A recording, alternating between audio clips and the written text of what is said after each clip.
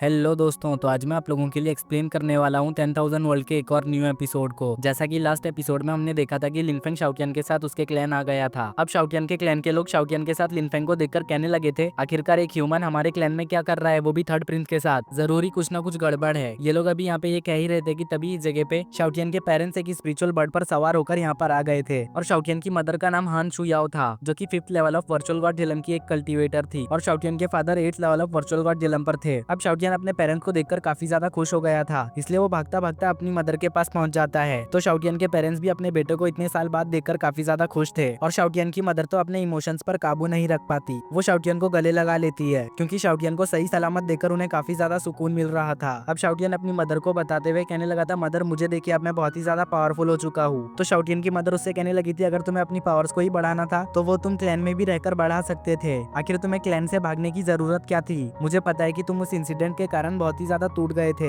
लेकिन तुम्हें यूं क्लैन से भागना नहीं चाहिए था। तुम्हें पता भी है हमें तुम्हारी कितनी ज्यादा चिंता हो रही थी। खैर अब तुम वापस आ गए हो तो मैं तुम्हारे लिए काफी सारी लड़कियों का इंतजाम करती हूँ जो तुम्हारा अच्छे से ख्याल रख सके। अपनी मदर की बात को सुनकर शाओटियन एक पल के लिए पिघल जाता है, पर वो तुरंत ही सख्त लौंडा बनते हुए अपनी मदर से कहने लगा था, मैं तो कब से एंगेजमेंट के बारे में भूल चुका हूँ। अब मुझे इन सब चीजों से कोई भी फर्क नहीं पड़ता। अब मैं सिर्फ स्ट्रॉन्ग बनने पर ध्यान दे रहा हूँ, क्योंकि मुझे कल्टीवेशन वर्ल्ड में टॉप पर जाना है। शाओटियन की बातों को सुनकर तो उसके फादर को कुछ भी समझ नहीं आ रहा था। उन्हें लग रहा था कि शाओटियन को जरूरी कुछ न कुछ हुआ है, क्योंकि आज से पहले शाओटियन कभी भी इस तरह से बात नहीं करता था। इसलिए वो शाओटियन से सवाल करते हुए कहने लगे, क्या तुम इस चीज के लिए सीरियस हो? अभी वो इसके आगे और भी कुछ शाओटियन से सवाल कर पाते, उसी वक्त शाओटियन की मदर उन्हें रोक देती है और फौरन से शाओटियन के पास जाते हुए कहने लगी थी, तुम चाहे कुछ भी करो, मुझे उससे कोई भी फर्क नहीं पड़ता। तुम बस जल्द से जल्द शादी करके मेरे लिए ग्रैंड चाइल्ड का बंदोबस्त करो, क्योंकि अब मुझसे और ज्यादा इंतजार नहीं होता। मुझे तो बस अपने ग्रैंड चाइल्ड को अपने हाथों में लेकर उसे खिलाना है। शाओटियन की मदर की बातों को सुनकर तो लिनफेंग भी हैरान हो गया था। उसी वक्त शाओटियन के फादर की नजर लिनफेंग पर पड़ती है, तो वो शाओटियन से पूछने लगे थे, आखिर ये पर्सन है कौन? तो शाओटियन बड़े ही चौड़ में कहने लगा, ये मेरे मास्टर लिनफेंग है। जो सुन के तो शाओटियन के पेरेंट्स को एक झटका लगता है। उन्हें लग रहा था कि लिनफेंग ने शाओटियन को अपना गुलाम बना लिया है, इसलिए शाओटियन के फादर बिना कुछ सोचे समझे लिनफेंग के ऊपर हमला कर देते हैं, क्योंकि ये उनके बेटे का सवाल जो था। लेकिन शाओटियन के फादर के अटैक से लिनफेंग को कुछ भी नहीं होता, क्योंकि लिनफेंग ने वक्त रहते ही अपने आप को प्रोटेक्टिव बैरियर से कवर कर लिया था। वहीं पे ये सब देखकर तो शाओटियन काफी ज्यादा घबरा गया, इसलिए वो अपने पेरेंट्स को समझाने लगा कि आप जैसा समझ रहे हैं वैसा बिल्कुल भी नहीं है। आपको यहाँ पर जरूरी कोई मिसअंडरस्टैंडिंग हुई है, इसलिए पहले मेरी बात सुन लीजिए। लेकिन शाओटियन की मदर कुछ भी नहीं सुनती। वो अपने पावर का यूज करते हुए शाओटियन को अपनी तरफ लेकर आ जाती है, और अब वो शाओटियन से कहने लगी थी, तुम हमारे क्लैन के प्रिंस हो, इस वजह से तुम्हें फिक्र करने की जरूरत नहीं। जब तक तुम्हारी माँ यहाँ पर जिंदा है कोई भी तुम्हें अपना गुलाम नहीं बना पाएगा। मैं तुम्हें आजादी दिलाने के लिए कुछ भी करूंगी। अगर मुझे पूरे क्लैन के पावर्स को भी यूज करना पड़ जाए तो भी मैं पीछे नहीं हटूंगी। जो सुनकर शाओटियन अपनी मदर को फिर से समझाते हुए कहने लगा था, मदर आखिरकार आप मेरी बात मान क्यों नहीं रही? एक मर्तबा मेरी बात तो सुन लो। आप जैसा समझ रही हो वैसा बिल्कुल भी नहीं है। मैं बिल्कुल फ्री हूँ, मुझे किसी ने भी गुलाम नहीं बनाया। जो सुनकर तो शाओटियन की मदर और भी ज्यादा परेशान हो गई। वो रोते हुए कहने लगी थी, इस इंसान ने तुम्हें इस हद तक मजबूर कर दिया है कि अब तुम्हें आजादी और गुलामी में कुछ भी फर्क नजर नहीं आ रहा। इस इंसान ने तुम्हें बेवकूफ बनाया, आज मैं इसे छोड़ूंगी नहीं। जो सुनकर शाओटियन अपनी मदर से कहने लगा था, आखिरकार आप ये सब क्या कह रही है? मुझे किसी ने भी बेवकूफ नहीं बनाया। जरा मुझे देखिए, मैं बिल्कुल ठीक हूँ, मैं किसी की भी गुलामी में नहीं हूँ। उसी वक्त शाओटियन के फादर लिनफेंग की कल्टीवेशन को चेक करने की कोशिश करते हैं, लेकिन वो लिनफेंग के कल्टीवेशन के बारे में कुछ भी पता नहीं कर पाते। इसलिए वो कहने लगे थे, ऐसा लगता है जैसे ये लड़का वर्चुअल गॉड लेवल के पीक पर है, या तो फिर उससे भी ऊपर के लेवल पे। शायद से ये half step of true God level पर पहुंच चुका है। जो सुनकर शाओटियन की मदर कहने लगी थी, भले ये लड़का कितना भी ज्यादा पावरफुल हो, लेकिन मैं यूं ही अपने बेटे को इसकी गुलामी में नहीं सौंपूंगी। मैं अपने बेटे को आजादी दिलाकर ही रहूंगी, फिर चाहे इसके लिए मुझे कुछ भी क्यों ना करना पड़े। जो कहते साथ ही वो लिनफेंग के ऊपर अटैक करने के लिए रेडी हो जाती है। तो शाओटियन के फादर भी शाओटियन की मदर का साथ देने के लिए अपने क्लैन के एक खास फॉर्मेशन को एक्टिवेट करने लगे थे, जिसका नाम व्हाइट ब्लड फॉर्मेशन था। और इस फॉर्मेशन की वजह से बाकी के बर्ड्स का ध्यान इसी तरफ आ जाता है, और ये सभी बर्ड्स कहने लगे थे, लगता है यहाँ पे जरूरी कुछ बड़ा होने वाला है, क्योंकि आमतौर पर इस फॉर्मेशन को कभी भी एक्टिवेट नहीं किया जाता। तभी दो बर्ड्स आपस में बात करते हुए कहने लगे थे, ये लड़का तो दिखने में एक जेंटलमैन लग रहा है, लेकिन मुझे नहीं लगता ये जैसा दिख रहा है वैसा होगा। मुझे तो ये कोई बुरा पर्सन लग रहा है जो कि हमारे क्लैन के ऊपर अटैक करने को आया है। ये सब देखकर शाओटियन काफी ज्यादा परेशान हो गया था। वो अपने पेरेंट्स को रोकते हुए कहने लगा था, आप लोगों को यहाँ पर मिसअंडरस्टैंडिंग हुई है, इसलिए एक मर्तबा मुझे अपनी बात रखने का मौका तो दीजिए। लेकिन शाओटियन की मदर उसकी बात नहीं सुनती। वो शाओटियन को पकड़ते हुए पीछे फेंक देती है और कहती है, तुम फिक्र मत करो, मुझे पता है इस इंसान ने तुम पर काला जादू किया है। इसने इविल टेक्निक का यूज करते हुए तुम्हारे माइंड को अपने कब्जे में कर लिया है, लेकिन आज मैं तुम्हें फ्री करा कर ही रहूंगी। जो देखकर लिनफेंग कहने लगा था, इस जगह की सिचुएशन तो सच में बिगड़ चुकी है। अगर मैं यहाँ पर कुछ बोलूंगा भी तो भी ये मुझ पर यकीन नहीं करेंगे, इसलिए मेरा यहाँ पे कुछ बोल के कोई फायदा नहीं। ये कहते हुए लिनफेंग ने अपने सर को पकड़ लिया था। उसे समझ ही नहीं आ रहा था कि वो शाओटियन के पेरेंट्स को अपने ऊपर कैसे विश्वास दिलाए। तभी दोबारा से शाओटियन अपनी मदर के पास आते हुए कहने लगा था, मदर एक मर्तबा मेरी बात, मास्टर कोई बुरे पर्सन नहीं है। आज मैं जहाँ पर भी हूँ और मेरे पास जो कुछ भी है वो सब कुछ मेरे मास्टर की वजह से ही है। इनकी वजह से आज मैं हेवनली गॉड जिलम तक पहुंच पाया हूँ। अगर ये ना होते तो पता नहीं मैं आज से दोबारा मिल भी पाता या फिर नहीं। जो कहते साथ ही शाओटियन अपने तीनों डिवाइन सॉर्ड्स को भी समन कर लेता है ताकि उसके पेरेंट्स को उसकी बातों पर यकीन हो जाए। शाओटियन के पास 3 ट्रू गॉड लेवल के डिवाइन वेपन को देखकर उसके पेरेंट्स काफी ज्यादा हैरान हो गए थे और शाओटियन के फादर कहने लगे थे ये सभी तो ट्रू गॉड लेवल के डिवाइन वेपन्स है। उसी वक्त शाओटियन की मदर जाके शाओटियन को प्यार करने लगी और कहने लगी तुम तो सच में काफी ज्यादा कमाल के हो, मुझे तुम पर नाज है। तभी शाओटियन अपने फादर से कहने लगा था फादर अब आप इस फॉर्मेशन को डीएक्टिवेट कर दीजिए क्योंकि आप मेरे मास्टर के सामने ज्यादा देर टिक नहीं पाएंगे। जो सुन के शाओटियन के फादर का ईगो हर्ट हो जाता है। इस वजह से वो शाओटियन से कहने लगे बेवकूफ कुछ भी कहने से पहले एक बार सोच लिया करो, तुम्हें पता भी है इस फॉर्मेशन का यूज करते हुए मैं ट्रू गॉड लेवल के कल्टीवेटर से भी फाइट कर सकता हूँ। तो शाओटियन कहने लगा था ट्रू गॉड लेवल का कल्टीवेटर मेरे मास्टर के सामने कुछ भी नहीं, वो पल भर में ट्रू गॉड लेवल के कल्टीवेटर्स को मसल कर रख देते हैं। इवन की उन्होंने ट्रू गॉड लेटियन के सोल फॉर्म से भी फाइट कर रखा है। सिर्फ फाइट ही नहीं किया बल्कि उसे हराया भी है। इस वजह से आप समझ सकते हो कि मेरे मास्टर कितने ज्यादा पावरफुल होंगे। ट्रू गॉड लेटियन का नाम सुनते ही शाओटियन के फादर काफी ज्यादा हैरान हो जाते हैं क्योंकि उन्हें लग ही नहीं रहा था कि उनके सामने जो बंदा खड़ा है वो ऐसा भी कुछ कर सकता है। अब शाओटियन अपने फादर के पास जाकर उन्हें समझाते हुए कहने लगा था ये सभी चीजें तो कुछ भी नहीं, अभी तक आपको उनके कारनामे के बारे में पता नहीं चला है। अगर पता चल गया तो आपके पैरों तले जमीन खिसक जाएगी। इस वजह से आपको मेरे मास्टर के सामने अपनी पावर्स का शो ऑफ करने की जरूरत नहीं। अगर आप शो ऑफ करते रहेंगे तो ये आपके लिए ही ठीक नहीं होगा। जो सुनकर शाओटियन के फादर गुस्सा हो गए। इस वजह से वो शाओटियन को मारते हुए कहने लगे बेवकूफ अपना मुंह बंद रखो। उस वक्त लिनफेंग शाओटियन के पेरेंट्स से कहने लगा था आप लोगों को फिक्र करने की जरूरत नहीं, हमने बस आपस में कॉन्ट्रैक्ट साइन किया है। इस वजह से आप चाहो तो अभी के अभी मैं उस कॉन्ट्रैक्ट को कैंसिल कर देता हूँ। जो कहते साथ ही लिनफेंग शाओटियन के साथ अपना किया हुआ कॉन्ट्रैक्ट कैंसिल कर देता है। जो देखकर शाओटियन बहुत ही ज्यादा उदास हो गया। वो लिनफेंग को गले लगाते हुए कहने लगा था मास्टर आप मुझे छोड़कर नहीं जा सकते, आखिर आपने मेरे साथ कॉन्ट्रैक्ट क्यों तोड़ा? क्या अब आप मुझे अपने साथ लेकर नहीं जाओगे? अगर ऐसा है तो फिर हम दोबारा से कॉन्ट्रैक्ट साइन कर सकते हैं। मुझे कॉन्ट्रैक्ट वगैरह से कुछ भी फर्क नहीं पड़ता, मैं बस आपके साथ रहकर आपको फॉलो करना चाहता हूँ। जो सब चीजें शाओटियन बहुत ही ज्यादा उदास भरी आवाज में कह रहा था। शाओटियन की हालत को देखकर शाओटियन की मदर कहने लगी थी आखिर शाओटियन ये क्या कर रहा है? क्या कॉन्ट्रैक्ट कैंसिल करने के बाद उसे बिल्कुल भी खुशी नहीं हुई? मुझे तो कुछ भी समझ नहीं आ रहा आखिर यहाँ पे हो क्या रहा है। उसी वक्त लिनफेंग शाओटियन को खुद से दूर करते हुए कहने लगा था मैंने पहले ही तुम्हें अपना पार्टनर मान लिया था, इस वजह से फिर कॉन्ट्रैक्ट रहे या ना रहे इससे कोई भी फर्क नहीं पड़ता, तुम जब तक चाहो मुझे फॉलो कर सकते हो। जो सुनकर तो शाओटियन बहुत ही ज्यादा खुश हो जाता है। वो लिनफेंग के चारों तरफ घूमते हुए कहने लगा था मुझे पता था कि मास्टर आप सबसे ज्यादा बेस्ट हो।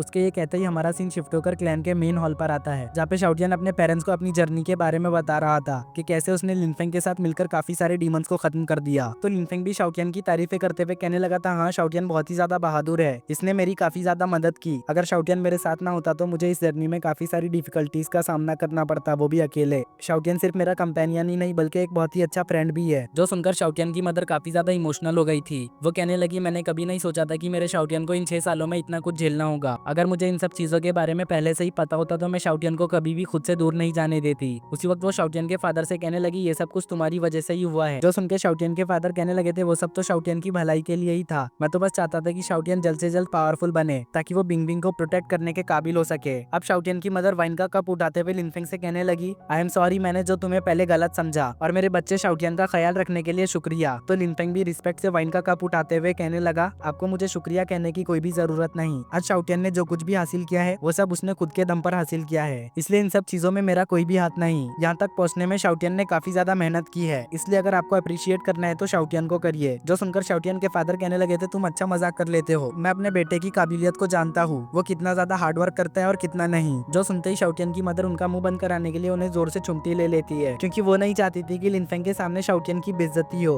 शाओटियन के पेरेंट्स को इस तरह से देखकर लिनफेंग भी मुस्कुराने लगा। तभी शाओटियन सवाल करते हुए कहने लगा आखिर मेरे ग्रैंडफादर किधर है, वो दिखाई नहीं दे रहे। तो शाओटियन की मदर अपसेट होते हुए कहने लगी थी तुम्हारे ग्रैंडफादर अभी बहुत ही ज्यादा इंजर्ड है। जो सुन के तो शाओटियन को बिल्कुल भी विश्वास नहीं हो रहा था क्योंकि उसके ग्रैंडफादर इतने ज्यादा पावरफुल थे कि कोई भी उनका मुकाबला नहीं कर सकता, तो आखिर उन जैसे जाइंट को कौन इंजर्ड कर सकता है। जिस पर शाओटियन के फादर बताने लगे थे आधे महीने पहले तुम्हारे ग्रैंडफादर तियानियाओ सी एरिया के एंशिएंट रिलिक्स में गए थे क्योंकि उन्हें खबर मिली थी कि उस जगह पर डिवाइन फ्रूट है जो कि तुम्हारी ब्लड लाइन को एक्टिवेट कर सकता है। लेकिन इसी दौरान एम्परर जिनपेंग ने तुम्हारे ग्रैंडफादर पर स्नीक अटैक कर दिया जिस वजह से वो सीरियसली इंजर्ड हो गए। जो सुनकर शाओटियन बहुत ही ज्यादा गुस्सा हो जाता है। वो कहने लगता है मैं उस कमीने बुड्ढे को छोड़ूंगा नहीं। अब वो लिनफेंग के पास आकर उससे कहने लगा था मास्टर प्लीज मेरे ग्रैंडफादर का बदला लेने में मेरी हेल्प कीजिए। तो लिनफेंग कहने लगा था वैसे तो ये तुम्हारा आपसी मामला है लेकिन तुम फिक्र मत करो, मैं तुम्हारी इसमें पूरी मदद करूंगा। तभी इस जगह पर शाओटियन के सेकंड अंकल और उनका बेटा आ जाता है। तो शाओटियन लिनफेंग को अपने अंकल के बारे में बताते हुए कहने लगा था जो कि 7th level of virtual God Jhelum पर है और उनके साथ वाला लड़का उनका बेटा है जो कि मेरा कजिन ब्रदर है और इसका नाम जिंग्यून है। तो जिंग्यून को देखकर लिनफेंग अपने मन में सोचने लगा था शाओटियन अपने घर से काफी दिनों तक बाहर रहा है जिस वजह से अगर टेक्निकली टेक्निकली देखा जाए तो शाओटियन के बाद ये बंदा थ्रोन के लिए इस क्लैन में सबसे ज्यादा कैपेबल है। तभी ज़ेनशिंग और उसका बेटा जाकर शाओटियन के फादर को ग्रेट करते हुए कहने लगा था, मैंने सुना है कि थर्ड प्रिंस वापस आ गए हैं, इस वजह से मैं उनसे मिलना चाहता हूँ। ज़ेनशिंग को देखकर शाओटियन के फादर कुछ अच्छा रिएक्ट नहीं करते, वो झटके से अपने हाथ को हिलाते हुए उन्हें पीछे देखने को बोलते हैं। तो ज़ेनशिंग को वहाँ पर लिनफेंग दिखाई देता है, तो वो पूछने लगा था आखिर ये मेहमान कौन है, जिसपे शाओटियन उसे बड़े ही एटीट्यूड में जवाब देता है, ये है मेरे मास्टर लिनफेंग। मास्टर वर्ड सुनकर तो शाओटियन का कजन ब्रदर उसका मजाक उड़ाने लगा था। वो कहने लगता है, मैंने कभी नहीं सोचा था कि थर्ड प्रिंस किसी का पेट बन जाएगा, सच में ये तो बहुत ही ज्यादा शर्म की बात है। तुम्हें पता होना चाहिए कि तुम्हारी ये हरकत हमारे एंसेस्टर्स के नाम को मिट्टी में मिला सकती है। जो सब सुनकर तो शाओटियन के पेरेंट्स को बहुत ही ज्यादा गुस्सा आ रहा था, लेकिन शाओटियन था कि उसे इसकी बातों से कुछ भी फर्क नहीं पड़ रहा था। वो तो मजे से लिनफेंग के कंधे पर लेटा हुआ था। और इसी कमाल के सीन के साथ हमारा ये एपिसोड यहीं पर एंड हो जाता है।